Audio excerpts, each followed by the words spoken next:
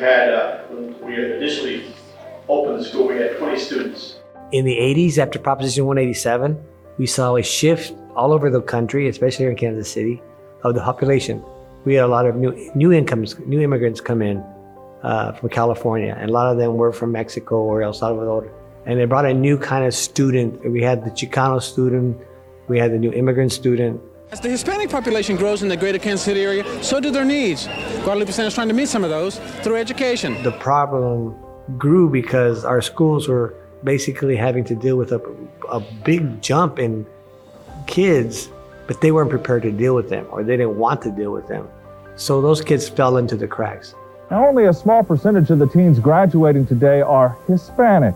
That's because more and more Hispanic students are dropping out of high school. In fact, it seems Hispanics have the lowest graduation rate in the Kansas City, Missouri school district. When we first came to the center, our education program, which I was responsible for, we were basically an after-school program that worked with kids. We also got involved with early childhood, so we opened up a preschool. Guadalupe Centers Plaza de Niños came into being due to a Head Start budget cut that resulted in the closing of the only West Side preschool program available to our families. Guadalupe Center responded to that by opening their own preschool.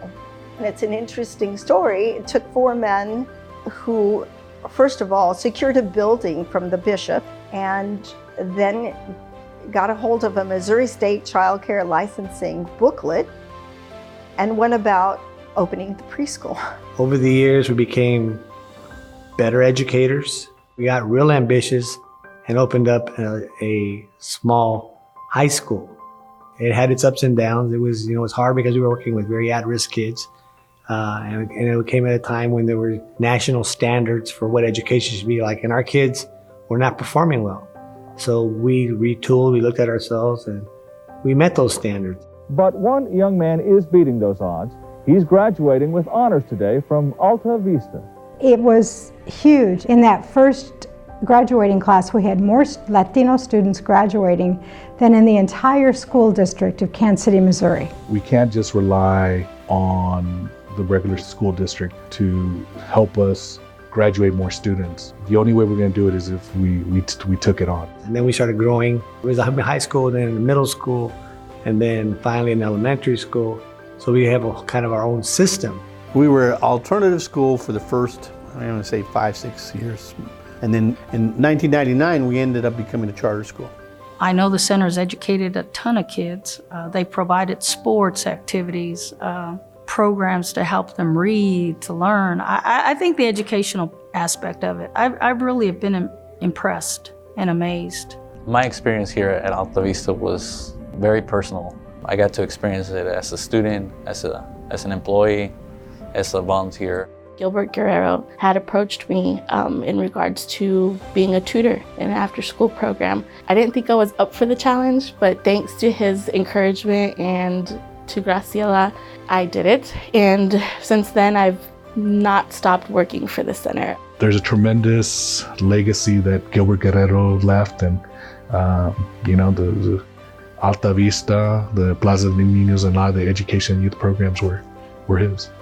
Probably most of the people on the west side have benefited from the schools. I think the expectation that stakeholders have for the Guadalupe Center Educational System is that they offer an environment that's conducive to learning, that they are supported, and I think a lot of that can be measured through engagement of the parents. It makes me want to make sure that we are on our P's and Q's, that the service that we're providing is top notch for these kids, that parents can leave and go to their workday without worrying about their kids. They know that they're well taken care of and that they're learning and they're having fun and they're getting to meet other kids from around the city that they would never otherwise meet. Guadalupe Center siempre tiene visto cómo ayudar a esos niños que vienen con un solo idioma hablando español, pero al mismo tiempo aquí en nuestro preescolar les damos la oportunidad de aprender inglés y al mismo tiempo mantener su primer idioma y ayudándolos para la preparación